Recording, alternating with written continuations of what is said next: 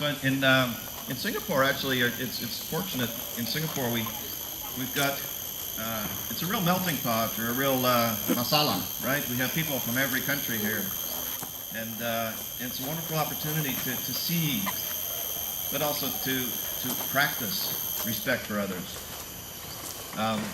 I know in my building, I've got probably at least half a dozen people of other religions just in my own building and in my condo. And so in Singapore, you got lots of opportunity to do this. So it requires you to stop and think sometimes about how you act, so that you can stop or not to be disrespectful. And sometimes that's tough. I make mistakes on occasion about being disrespectful for other religions, and I'm sorry for having done that. But you know, these things happen. It's important to strive to be respectful all the time. But try putting yourselves in the shoes of other people. And that doesn't mean these shoes. We had skits last night about changing underwear and socks.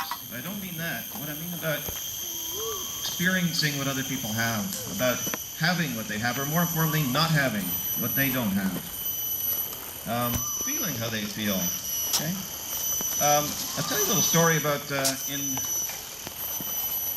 most of the kids or cubs won't know. Let me ask the parents. In December 26, 2004, there was a big event in this part of the world. Can anybody remember what it was?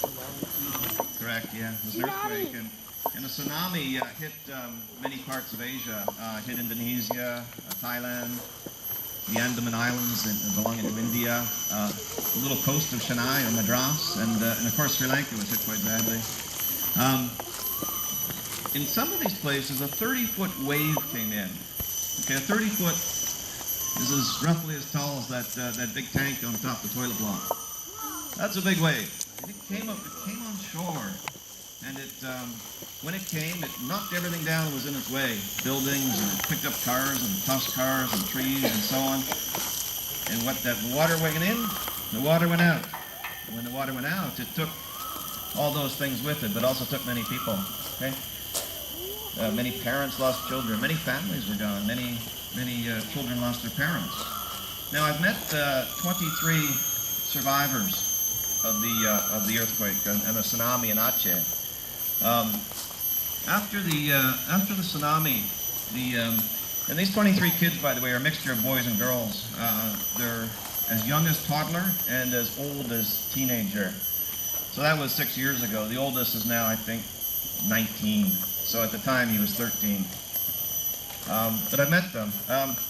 After the earthquake and the tsunami, they had nothing. Okay, they had they might have had the clothes they were wearing, but that's it, right? They might not have had shoes. They certainly had no food. They had no home. They had no none of their stuff, right? Some of them, roughly half of them, lost their identification. So as far as the government of Indonesia is concerned, they don't exist. Well, they do exist, of course, but they don't officially exist. So that even today, 6 years later, they can't get passports. And you know, and the oldest fellow, he won't be able to get a driver's license. Maybe that doesn't matter, but anyway, he can't get a passport. So these 23 kids were sort of left to their own, wandering around the station after the tsunami, and you know, scavenging for food. And after a few days, that little food they could find started rotting. So they were a pretty tough situation. So they wandered off into the cities or towns, and in those towns and cities, they some of them got in trouble. Right? They had gangs that were trying to get them to join gangs and be bad guys, to cause fights. They had no big brothers with them. They had no parents. They didn't have any Cub Scout leaders to guide and look over them. But there was a fellow named Pastor Willie and his wife Ibu. They're quite poor. They had a teenage daughter. So what did they do? He said, I don't like this situation. I want to help these kids. And he took 23 kids into his home. Can you imagine adding 23 kids to your house?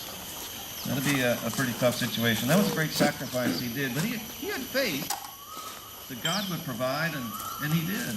And a number of charitable organizations have come there and helped them. He's got a new home. It's not the greatest home, but it's a roof over their head. So let me ask you, what do you think these kids want? What do they want? Okay, of course they want stuff like you want. They want PSP, they want Xbox, they want scooters, they want baseball gloves, they want soccer balls, they want all that stuff. Love, security, yeah, absolutely. They get that, and they get that love and security from the orphan father, right, Pastor Willie. But they're able to sort. They're smart kids. They're smart because they've experienced stuff that most of us haven't. They're smart because they can figure out needs and wants. Okay?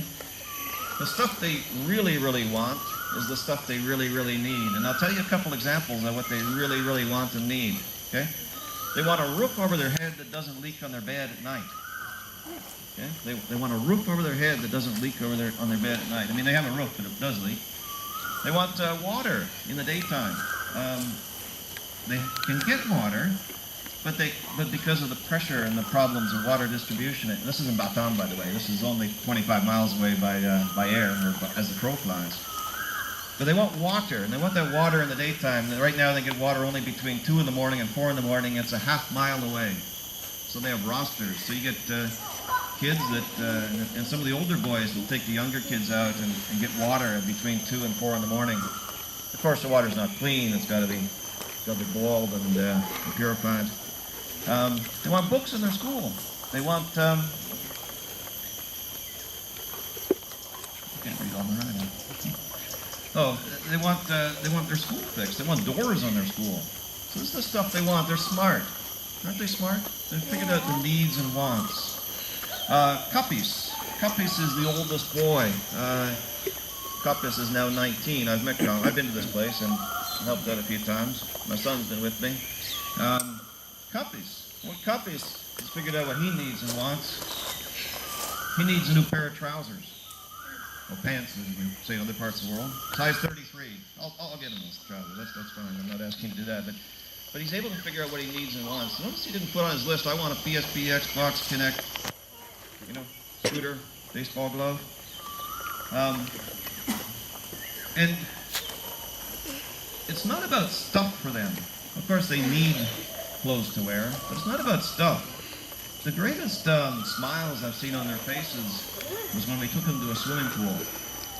Everybody's here been in a swimming pool. That's the first time they've been in a swimming pool. Most of them didn't know how to swim, by the way, so we had to have good lifeguards.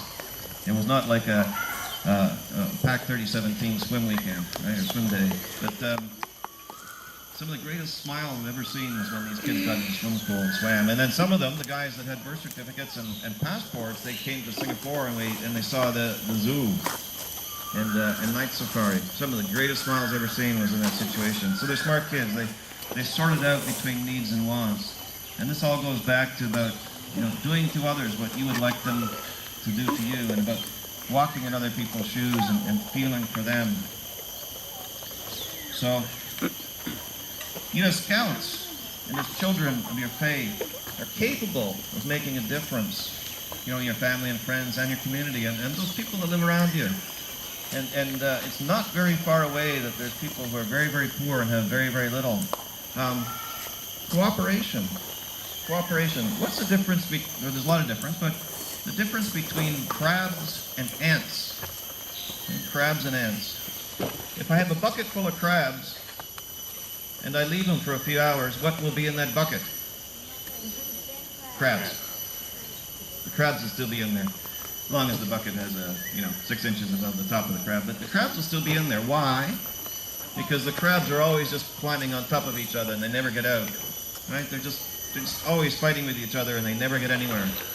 But if I had a bucket full of ants, and ants are a lot smaller. If I have a bucket full of ants, and assuming there's no chocolate in that bucket, what will be in that bucket after an hour? Nothing, of course, right? Because ants can cooperate. They can work with each other. They're clever. They're smart about working. They make friends with others. They figure out how to do things, right? They're resourceful.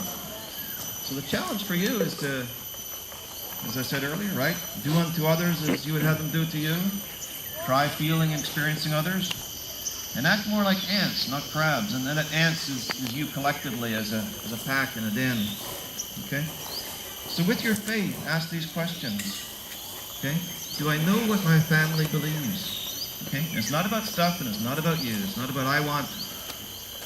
I like, I don't like. It's not about that.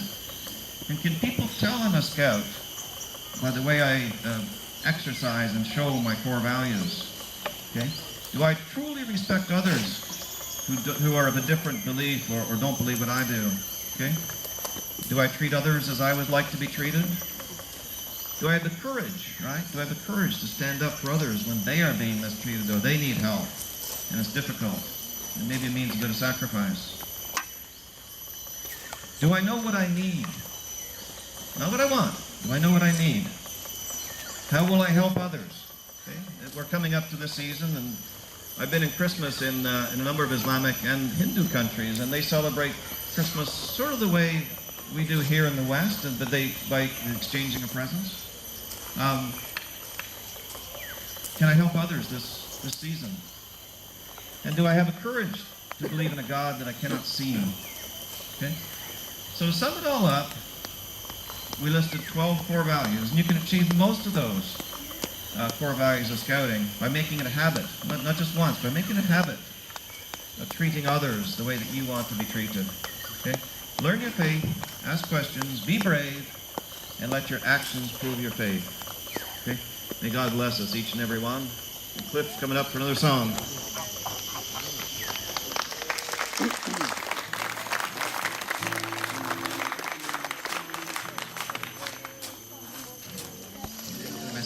Appreciate the wise words. Okay, so sing one more song and we have Shout to the Lord. Okay, and the Lord, like Paul says, would be we covered Lord to worship, but hopefully you guys know this song. My shepherd, my Savior, Lord, there is none like you. All of my days praise the wonders of your mighty love. My comfort, my shelter, tower of refuge and strength, and every breath, all that I am, never cease to worship you. Shout to the Lord on the earth, let us sing. Power and majesty, praise to the King. Mountains fall down and the sea.